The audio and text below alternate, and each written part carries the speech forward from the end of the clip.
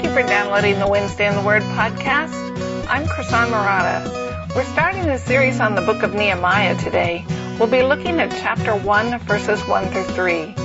You can find links mentioned in the talk and lecture notes related to the podcast at wednesdayintheword.com/Nehemiah1. Thank you for joining us. All right, we're going to spend then the fall session, the next 10 weeks, talking about Nehemiah. And if you're like most people I talk to, you're probably wondering, why did we pick this book? Why pick this, historical kind of dry, obscure book that happened 2,000 years ago or more? And how is that going to help me get through next week? How is that going to make any difference in my life? And that's what I'm going to talk about today, is what can you expect to learn from this book, and why should you care, and what difference will it make in your life? And there's a few things we're going to talk about a lot this fall. I should say we're going to do Nehemiah in the fall, and then in the winter quarter we will be starting a study of the Psalms. And you are privileged because we're going to have a team of teachers, so you won't have to listen to me all the time. And we have some great women who are willing to teach. It's going to be wonderful. So make sure you come for the whole year because you don't want to miss Psalms. Okay, back to Nehemiah. One thing you can expect to learn this year, at least in the fall, is we're going to talk a lot about leadership. And you may think, oh, great, I'm not a leader. That's kind of trivial. I'm not involved in leadership. But I bet you are, even if you don't know. Because if you're a parent, you no doubt feel the responsibility of kind of passing on the torch to the next generation, not only keeping them safe, but teaching them family history, family values, teaching them biblical values, and passing on, kind of raising them up to the next generation. If you're in your later seasons of life, you may have read Titus 2 now and then, that there's a command in them that says older women are to teach the younger women to be godly wives and women and mothers. So maybe it's been impressed upon you that I'm in that time now, and let me tell you, it comes sooner than you think. It's not long before somebody will tap you on the shoulder and say, would you mentor me? And you'll think, me? I'm not old enough to do that yet. I still think that way. So, if you're a younger woman, you may be preparing for that time when some woman younger than you is going to come along and want to sit at your feet and learn what you learned. And if you're an older woman, you can be in that stage now. Or if you're just beginning your career, you may be trying to make sense of a career you have, trying to figure out how do I supervise people, or how do I respond to a supervisor. You may be an elder's wife or a deacon's wife, or support staff for one of the leaders. And I'll bet at least half of you here are involved in some kind of leadership at the church somewhere. Some committee or some program or some of the ministries. And if I haven't hit you yet, I bet you will have a role, if you're a member of this church, in praying for and selecting the leaders of the church, because we all nominate officers and train them.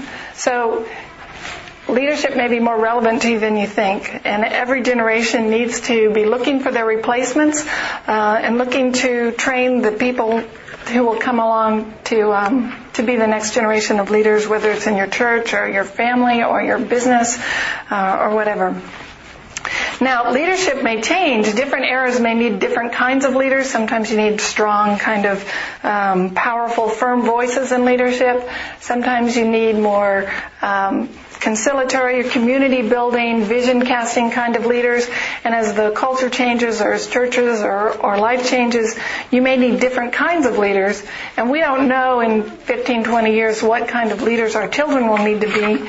But what we do know is there are certain principles of leadership that stay the same. There's kind of these core effective qualities that leaders need to have: wisdom, honesty, courage, and most important, of course, godliness. And that's what we're going to talk about a lot this year. What kind of traits make a good leader? What do you need? It's not necessarily your degree or your pedigree or the letters after your name that make you a good leader, but more qualities that God instills in your heart. So as we go through Nehemiah, we're going to talk about leadership, and particularly in the area of building a community. So not just leading in terms of governing, but leading in how do you build a community out of a people who are scattered or broken? How do you build fellowship out of people that don't know each other? So we're going to be looking at that. The second thing we're going to learn in Nehemiah is prayer. And the book of Nehemiah has a lot to teach on prayer. It's got the longest prayers in the Bible outside of the Psalms. Bet you didn't know that. And the interesting thing is a lot of the book is written in the first person. So instead of being told, oh, Nehemiah prayed, we hear why he prayed and what he prayed and the circumstances around it. And we get his thoughts on it. So there's, in addition to the prayers he prayed, we get his reasoning and his thoughts behind it, which we wouldn't have in most of the other historical books that were written in third person.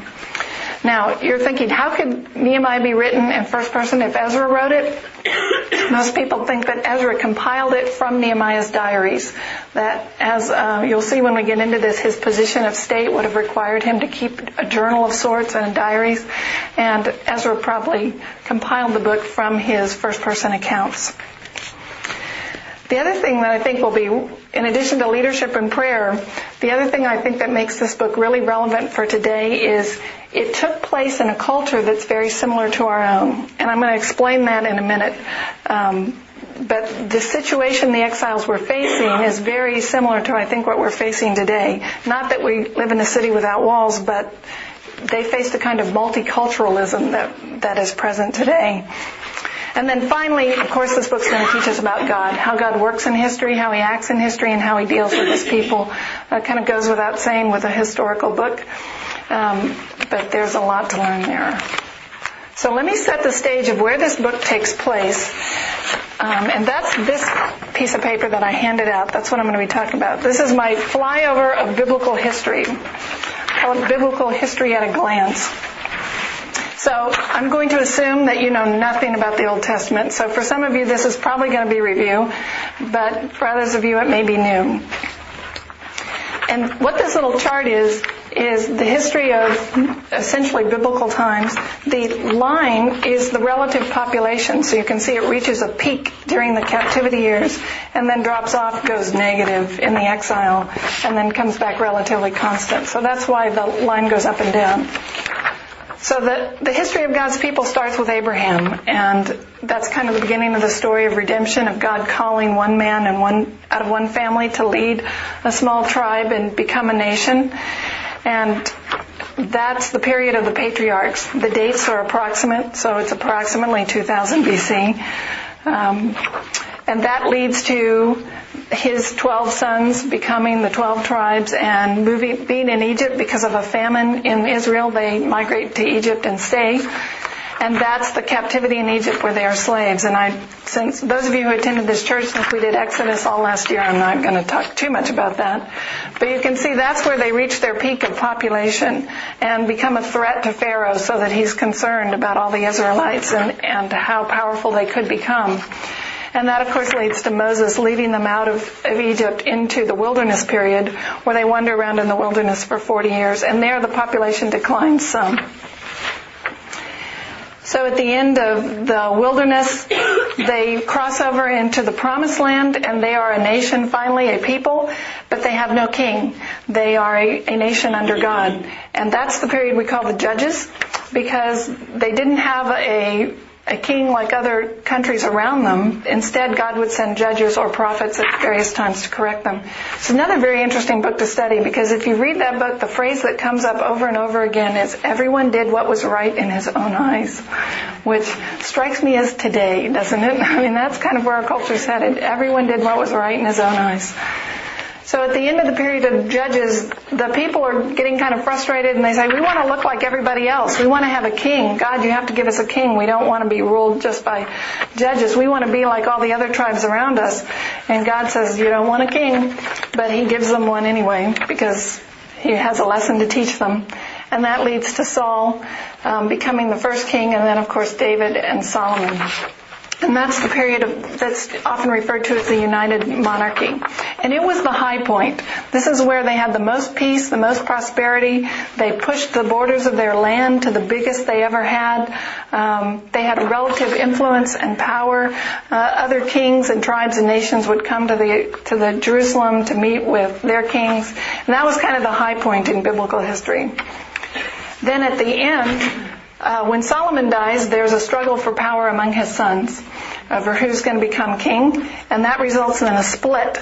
So that 10 tribes become the northern kingdom, known as Israel, and 2 tribes, Benjamin and Judah, stay in the southern area, and they have a different king, and they're known as the southern kingdom, or Judah. And that's the period, if you read Kings and Chronicles, covers the history in that dealing. In that period, of course, there's many more rebellious kings than there are faithful kings, and God warns them through the prophets that judgment is coming, and it eventually comes in 722. That date's fairly well known, when Assyria conquers the northern kingdom and takes them off into captivity. Then the southern tribe hangs on, about 150, 200 more years until they are captured by the Babylonians and overrun. And that begins the period of the exile. The Babylonians conquer the Palestine region, including Jerusalem. They carry all the Israelites off to their lands and make them slaves. And that's the period of the exile. Then, eventually, the Persian Empire becomes the strongest force in the region, and they take over and conquer Babylon. And when they take over, they allow the Israelites to return. So the exile ends, as the prophets predicted. And this is the period where Nehemiah takes place. It's after the exile. The Persians are now in power, and some of the Jews have been allowed to return to Palestine, but many have stayed because they've grown up there. They've lived there 70 years or whatever. I can't do the math that quickly, 40 years. Just to finish out history, to take you through the New Testament period, eventually the Macedonians will conquer the Persians and then rule Palestine. Egypt will then conquer Macedonia. Syrians will conquer Egypt. And finally, with Alexander the Great, the Romans will take over the whole region. And that's the period where the New Testament opens, when the Romans are now the dominant force. And that leads to, of course, the destruction of Jerusalem in 70 AD when the Romans level it. So that's biblical history at a glance. Now, Scott Amos teaches a year-long class in that at the Study Center. Just think of the time I saved you. Actually, it's a great class. If you can ever take it, I highly recommend it. But the period we're going to be looking at is this period where it says under Persian rule. And if you look in your books, there's a chart on the back that zeroes in on that time period. It's about the second or third page. If you don't have it, that's okay. You can look at it later. But what I've given you is the approximate year, the king who's in power of Persia, and the various books of the Bible that relate to that time period. So you can see that Nehemiah is a contemporary of Ezra, of Haggai, and Esther. And the time period we're looking at is down here where he's under the rule of Artaxerxes. So what you see with the exile then is they've come full circle at this point. They started where Abraham was called out of Ur. They go back into exile in Babylon, which is where Ur was, so God takes them back where they start. But they are not abandoned by God. He prophesies that the exile will end, and it does. So Nehemiah then is beginning the story of the exile's over, and how do we rebuild? How do we start and become a kingdom again?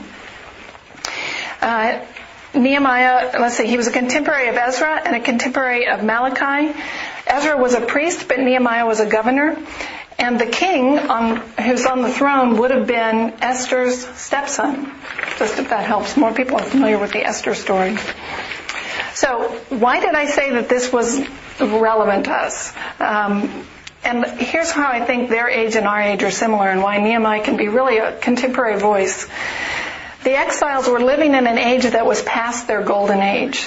The golden age was under the united monarchy with David and Solomon as king. And in that time, they had influence, they had national identity, they had some degree of power, they had prosperity, they had a voice among the nations and in the public square, and they have lost all that.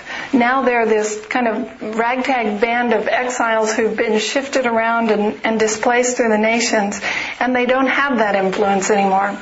And that, I think, is true of us. There was a time when Christianity had a voice in the public square, when it was assumed that if you were an American, you were a Protestant Christian, and that was a good thing. Now, it's a bad thing. There was a time when biblical values used to inform our country, and people would assume that's the way you behaved. Even if they weren't religious, they assumed kind of the Ten Commandments were normative. You ought to follow them. And that you had a place, that religion had a place in society. And we have lost that. So some of you may not remember, you may be too young, but some of us remember when Christianity was the norm. You look at the way religion is portrayed in TV programs made in the 1950s versus the way it's portrayed today. It's amazingly different. We were watching an old movie on TV with my kids, and they showed a dinner scene, and everyone sat down to pray before the meal. And my kids were shocked. They were like, why are they doing that? What happened? What's the point? In this movie, it wasn't relevant to the plot. It wasn't relevant to character. It was just like we're portraying everyday normal life. So, of course, they prayed. And that was shocking to my kids who were, born in the 1990s. They, whoa. Why aren't they the bad guys or the hypocrites? Because that's the only way they've ever seen religion portrayed on TV. If you're a religious person today, you're usually a lunatic or a hypocrite or somehow end up being the bad guy. So we, in a sense, I think, are living beyond our golden age. We are past that point where society accepted Christian views as normative. And that was true in Nehemiah's day. Another similarity is that they faced a kind of multiculturalism in Nehemiah's day that I think we face today. The Babylonians, when they were in charge, ruled with this kind of iron fist. You will be assimilated. You will take on our culture. You may not live in your land. You will give up all national identity. When the Persians came in, they were a little more enlightened, and they were tolerant. They said, okay, you can worship whatever God you choose as long as you pay your taxes and you don't interfere with the emperor. So they allowed the Jews to return to Jerusalem. That was okay. That was multicultural. That was tolerant. But the idea was every idea is equal. You can believe whatever you want because it doesn't matter. All ideas are the same. Right and wrong, they're all the same. They all have merit. So whatever God you believe in, that's okay. Just don't let it change your life.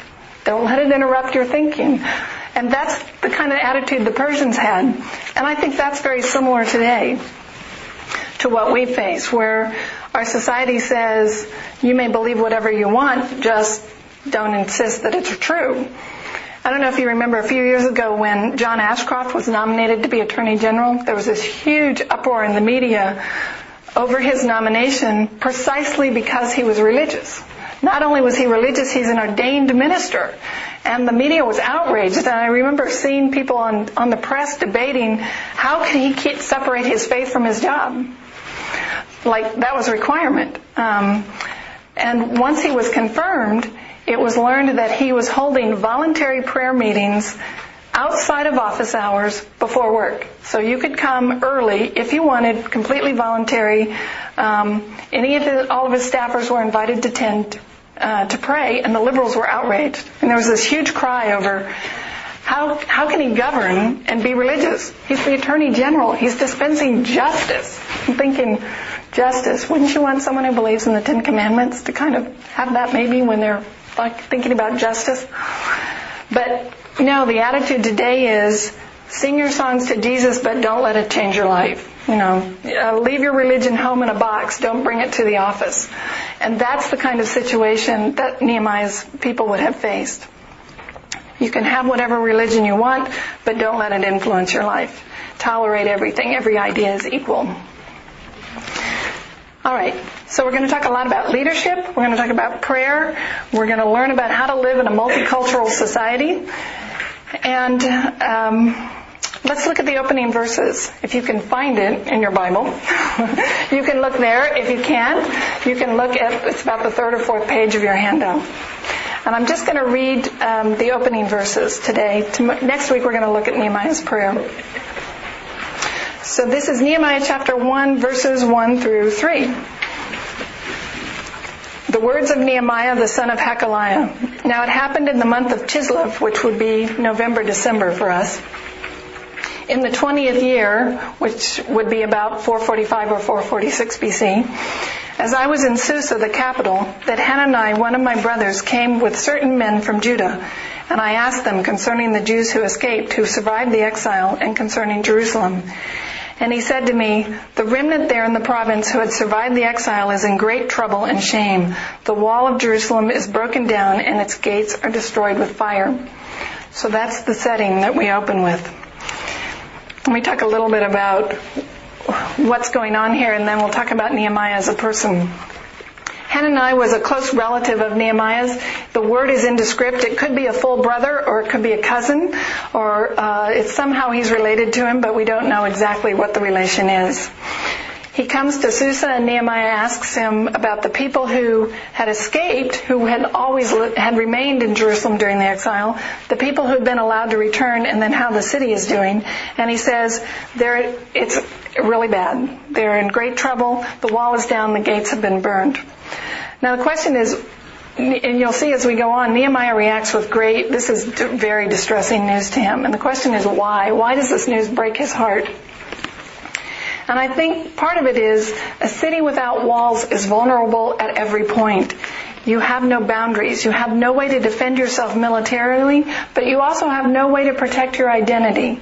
So when the Jews had their United Kingdom, they had boundaries. They had a national identity. They could point to these lines and say, within this boundary, this is the nation of Israel. This is the people who follow Yahweh, and this is who we are. Without those boundaries, there's no national identity, and there's no way of saying, this is us, that's them. This is our way of life, this is not. I think that's why in the recent debate over illegal immigration got so heavy and so fierce. Regardless of what position you take on the issue, most people think if you have a border, you have an identity. And you cross the border, you must want to assimilate. You must want to become American. And so the debate over illegal immigration often turned on, you're crossing the border and you're not assimilating. What is that? And people reacted to that and said, we got to tighten the borders. So the Jews were living in a place with no borders and no boundaries. They had no defenses. They had no way to say, this is who we are and this is what we believe in. And for them particularly, Jerusalem was their national identity. It housed the temple. It was the heart of their religion. It was the place where God dwelt and man could meet him. And it was gone. It was leveled. And they had no ability to defend it. So what can we learn from that? Well, as we go through the book, I'm going to talk about this theme, and that is that our faith ought to have boundaries. If our faith has no boundaries, then we're vulnerable to attack. We're vulnerable to being seduced by any philosophy, by any whim or any idea that comes along. And I think in our society today, that's especially dangerous because our culture is trying to say there is no difference between truth and lie. There is no difference between the profane and the holy, and there is no difference between divine and human. It's all the same, and our culture is trying to blur that and say every idea is of equal merit, every idea has worth, every philosophy is equal. And if you don't have boundaries on which you can stand on and say, no, this is what I believe, this is who I am, this is who my God is, then you don't have a way to defend against those kind of attacks. So you need to know who you are and what you stand for. And the walls, I think, in Jerusalem were a physical problem, but they also represented this was a spiritually broken people who needed to relearn who they are, what it means to be the people of faith. So we face that today. Our culture says, no, this isn't sin, this is an alternative lifestyle. And there, how dare you tell me, you must be narrow-minded or bigoted to tell me otherwise. Or free speech means I can call the profane art. You just turn on some radio stations and it's amazing what you hear. And you can't suggest that there's any kind of moral right or wrong, or you're labeled intolerant. And actions are not judged by their consequences so much as my intentions. So you see people say, well, no, that wasn't wrong, that wasn't a mistake, that wasn't sinful, because I had really good intentions, which I don't think is a distinction we can make. So there's kind of this, religion is fine, tolerate everything, as long as you don't let it change your life. Okay, so let's look, I'm sorry, you didn't ask me something? Oh. Let's look at Nehemiah then. What do we know about him? That was the time in which this book takes place. Let's look at what we know about Nehemiah. He was a Jew. His name means God comforts. And he's the son of Hakaliah, which is an unknown name. He's never mentioned anywhere else in Scripture. And he tells us that he's living in Susa, which was the winter capital of the Persian Empire. And if you skip all the way down to the end of the chapter, you'll notice the very last thing he says is, "Oh, I was cupbearer to the king," which is an amazing thing for him to say, because that's like me saying, "Okay, my name is Prasan, my mother was Mary, and I have 2 children and 2 cats, and by the way, I'm one of President Bush's closest advisors." It's almost a throwaway line. He throws that in. The cupbearer was the person who tasted the king's wine and food before he ate or drank to make sure it wasn't poisoned. It's sometimes translated butler, so it's the same word you'll see in the accounts of Joseph when he's talking about the butler to Pharaoh. It's the same position. It was typically a high position of state because you had very intimate access to the king. So that person not only tasted the food and drink, but he became one of the king's advisors because he was around him all the time, anytime the king needed to eat. So we can guess that Nehemiah must have been educated to have that position. He was probably wealthy and risen to enough stature to gain that position. And he certainly had political standing and influence in the court, because this is a position of stature. This is like saying, I'm in the cabinet. I'm one of the president's cabinet advisors. Now, what struck me look at the way he introduces himself. He doesn't mention that up front. He doesn't mention that until the very end of the chapter. Last weekend, we took our oldest son to college. It was very traumatic, but I survived. He's having a great time. But as part of the orientation, they had a panel of all the dean. There are 5 schools that make up this college, and they had the dean of each school, and it was supposed to be a question and answer. So they had each of the deans introduce himself or herself, and we had an hour and a half, and an hour and 15 minutes later they finished introducing themselves. I have never heard so many names dropped in my life. I don't even know who half these people were, but they were intent on telling us every famous person whose path they crossed ever. We heard about it. Every book they'd written, every award or honor they'd received, they mentioned. And granted, they had very impressive resumes. I mean, they was very impressive, but there were 5 of them, and it took like an hour and 15 minutes. And then she's like, "Okay, parents, any questions?" And it just struck me. That's the way we introduce ourselves. We have to tell you where we went to college and what degrees we have after our name and what important people we know and how impressive we are. And then we look at Nehemiah and he says, "Well, here's my unknown father." Nobody, who was he? And he tells us his commitment to being to the exiled people, where he lives. Then he gives us this wonderful prayer that we're going to look at next week. And finally, at the very end, he gives us his resume. And that struck me because it made me think, how do I introduce myself? Do people know that I'm have this passion for God before they know my college degree? Probably not. Or do people know about your prayer life before they get your business card? I mean, it's amazing to me. Nehemiah had this high position of state, this great resume star, and yet to him, what was most important is, I'm a member of the people of God. And that's what he tells us first. So when he gets this news from his brothers, it creates this problem because he's kinsman to the exiles and he's cupbearer to the king. So think about his situation. If you're in 445 BC and you want to live someplace, the capital of Susa was a good place to be, because he is in the palace of the most powerful man in the world at the time, in the most powerful country. And in that position, he would have had luxuries no one else had. He would have had food choices no one else had. He would have had the best health care, the best education. I mean, it doesn't get any better than this in 445 BC. So here he is. He's got station. He's got influence. He's got education. He's got power. He's got wealth. He's got this position next to the king. And his brothers come to him and say, "We're living in famine and destitution. So I'm a rich Christian and my brothers are destitute. What do I do?" And that's the dilemma he faces.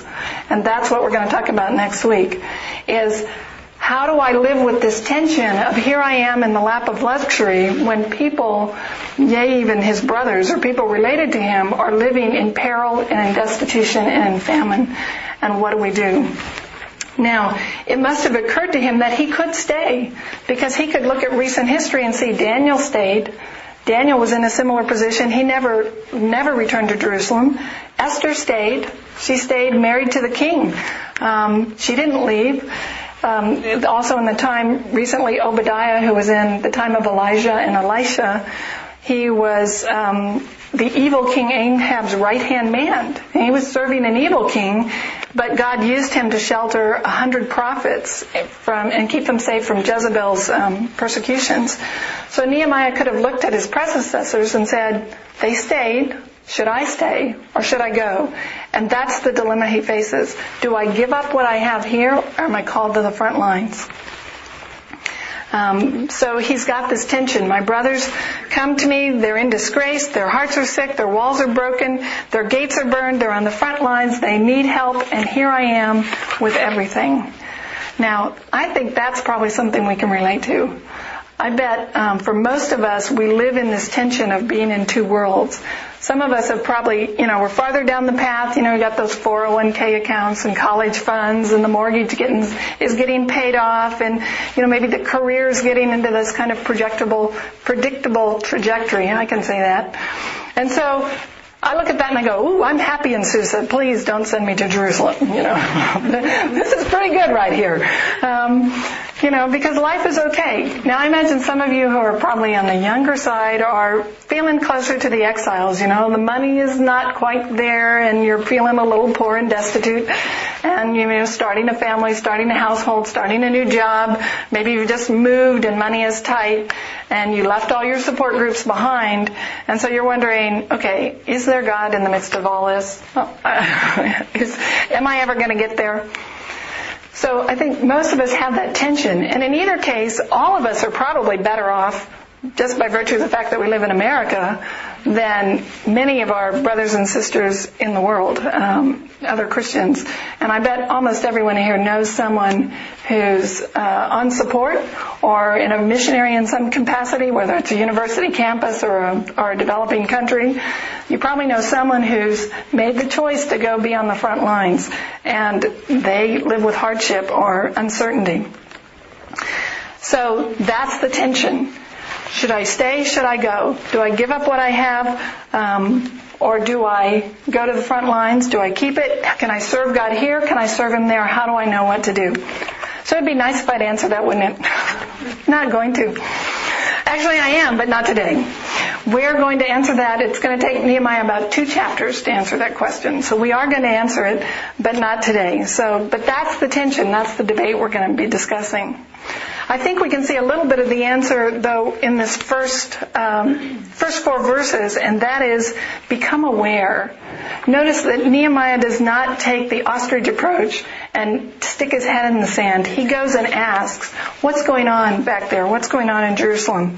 And the one way to resolve the tension is I see nothing, I hear nothing, I don't know. I don't have to know what's going on in Jerusalem. Life is good here.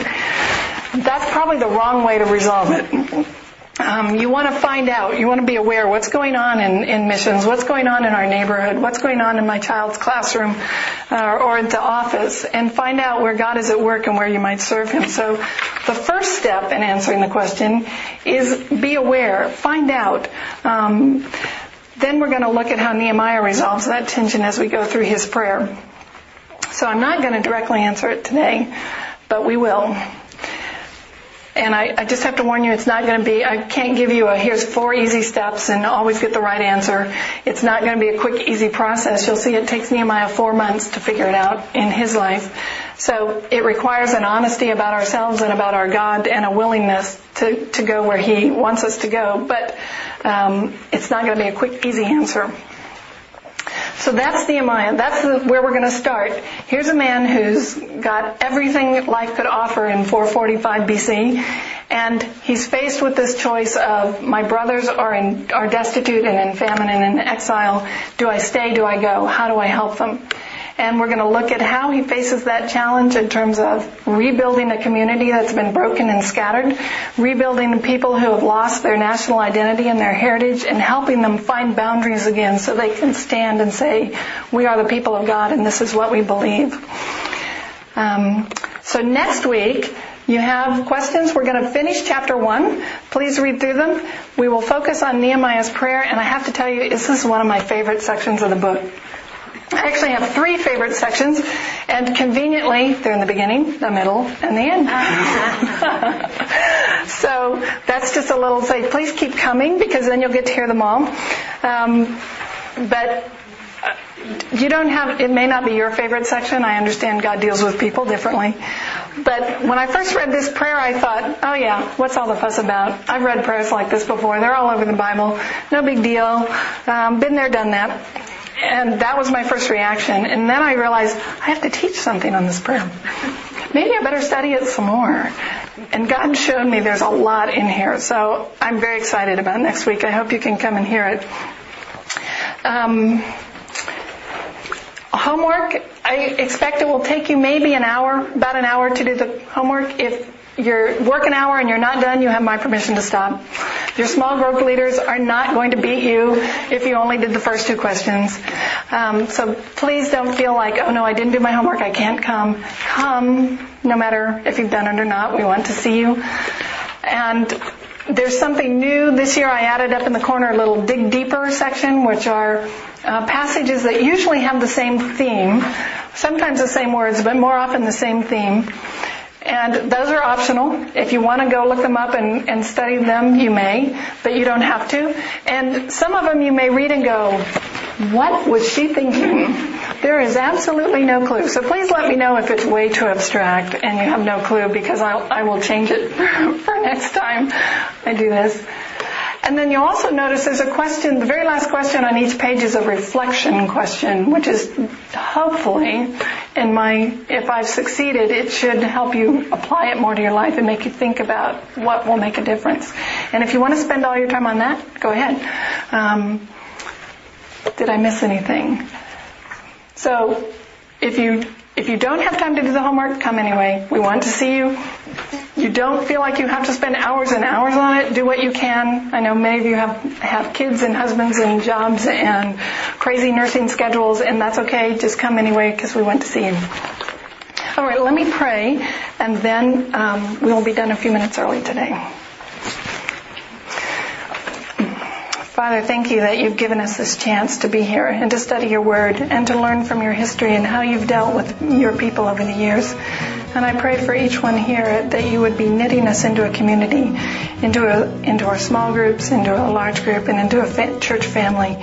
In much the same way you brought the exiles back and made them a community in Nehemiah's time. And I just thank you that we've had this chance, and pray that over the coming weeks and months, everything we say and do would be to your glory and according to your will. In Jesus' name, amen.